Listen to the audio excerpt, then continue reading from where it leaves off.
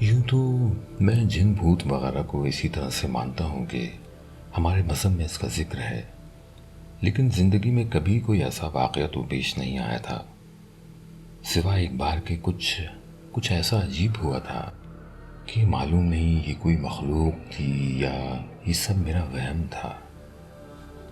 جو کچھ ہوا میں آپ کو بتا سکتا ہوں، باقی فیصلہ آپ خود کیجیے۔ یہ ان دنوں کی بات ہے جب کراچی میں پی ایس ایل کے میچ ہو رہے تھے۔ ہم پوری فیملی کرکٹ کی ڈائی ہارڈ فین ہے، تو ایسا کیسے پاسبل تھا کہ ہم لوگ کوئی میچ مس کر دیں۔ اس رات کو ہم لوگوں نے میچ ختم ہونے کے بعد وہیں قریب میں ہی ایک ہوٹل سے ڈنر کیا، اور پھر جب گھر کے لیے نکلے تو رات کے 2 بج رہے تھے۔ ہمیں کارساز سے ہوتے ہوئے فیلکن کمپلیکس کی طرف جانا تھا۔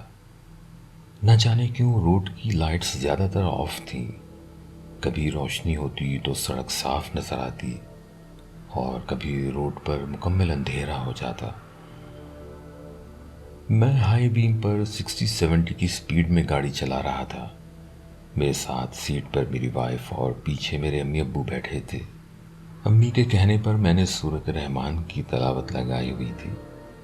میری وائف اور امی تو تقریباً سو رہے تھے، لیکن ابو جاگ رہے تھے کیونکہ وہ کچھ دیر میں میچ کے اوپر کچھ تبصرہ کرنے لگتے۔ کراچی کی ٹیم میچ ہار گئی تھی، اس لیے وہ شاید تھوڑا ناراض تھے۔ میرا ذہن بھی اس وقت میچ کے بارے میں ہی سوچ رہا تھا۔ گاڑی چلاتے ہوئے مجھے دور سے ایک شخص روڈ کے بالکل بیچ میں کھڑا نظر آ رہا تھا، اور میں سوچ رہا تھا کہ یہ روڈ کراس کرنے کے بجائے بیچ میں کیوں کھڑا ہے۔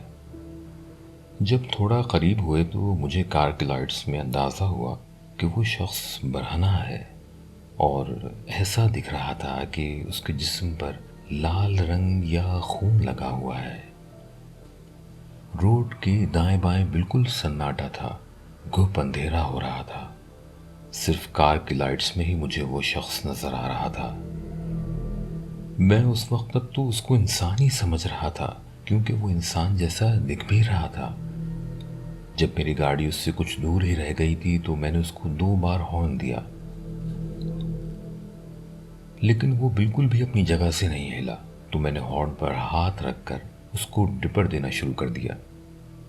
جب میں نے 4تھ ٹائم اس کو ڈپر دیا تو گاڑی اس کے بالکل نزدیک چلی گئی تھی، اور میں جسٹ بریک لگانے ہی والا تھا، لیکن 4تھ ڈپر کے فوراً ہی بعد وہ ایک لمحے میں ادھر سے بالکل غائب ہو گیا، جیسے وہاں کچھ ہے ہی نہیں۔ لیکن تب بھی میں نے بریک لگا دیے تھے۔ میں ایک دم شوق میں آ گیا تھا۔ میں فوراً گاڑی سے باہر نکلا۔ ادھر روڈ کے بیچ میں جہاں وہ آدمی کھڑا تھا، ایک مٹی کی ہانڈی پڑی تھی، اور اس کے گرد ایک ریڈ پاؤڈر سے سرکل بنا ہوا تھا اور کچھ سفید پھول رکھے تھے۔ میرے ابو بھی ایک دم روڈ پر گاڑی رکنے سے اور میرے باہر نکلنے کی وجہ سے گھبرا گئے اور باہر نکل کر آ گئے۔ انہوں نے بھی یہ سب چیزیں روڈ کے بیچ میں رکھی دیکھی۔ میں نے ان کو اس آدمی کا بتایا تو انہوں نے کہا، بیٹا یہ چیزیں جو رکھی ہیں روڈ پر یہ بہت عجیب ہیں، لیکن میں نے تو روڈ پر کسی آدمی کو نہیں دیکھا تھا۔ میں بھی جاگ رہا تھا اور پورا ٹائم تم کو ڈرائیو کرتا ہوا دیکھ رہا تھا۔ اگر روڈ پر کوئی ہوتا تو مجھ کو بھی نظر آتا۔ لیکن سچ یہ ہے کہ میں بالکل بھی نیند میں نہیں تھا، اور میں نے اس آدمی کو 1 سیکنڈ کے لیے نہیں بلکہ کئی منٹس تک وہاں کھڑا دیکھا تھا، اور میرے سامنے ہی وہ ایک لمحے میں غائب ہوا تھا۔ بعد میں پورا رستہ میں نے بہت مشکل سے کار ڈرائیو کی۔ گھر جا کر سب لوگوں کو تفصیل سے پوری بات بتائی تو وہ لوگ بھی سمجھ گئے کہ راستے میں کچھ پیرانارمل ضرور ہوا ہے، لیکن یہ سب کیا ماجرا تھا یہ کوئی نہیں سمجھ سکا۔ آج تک کارساز پر ایک دلہن کی روح کا تو سنا تھا، لیکن یہ جو میرے ساتھ ہوا یہ بالکل ہی کچھ اور ماجرا ہے۔ یا تو وہ کالا جادو کر کے کوئی چیزیں سڑک پر رکھی گئی تھیں، اور جو انسان نما مخلوق مجھے نظر آ رہی تھی وہ کوئی جن تھا جو اس جادو سے بندھا ہوا تھا، یا اللہ جانے کیا حقیقت تھی۔ اس واقعے نے تو میرے اوپر ایسا اثر کیا ہے کہ میں کسی بھی صورت میں اب اس روڈ سے نہیں گزرتا۔ شاید سورہ رحمان کا اثر تھا کہ اس مخلوق نے ہمیں کوئی نقصان نہیں پہنچایا۔ خیر میں نے گاڑی ریورس کی اور ان چیزوں کے سائڈ سے گاڑی کو نکال کے گھر کی طرف چلا گیا۔ نہ تو اس واقعے سے پہلے میں نے کبھی کسی سے ایسا کچھ سنا تھا اور نہ اس کے بعد کبھی سنا ہے۔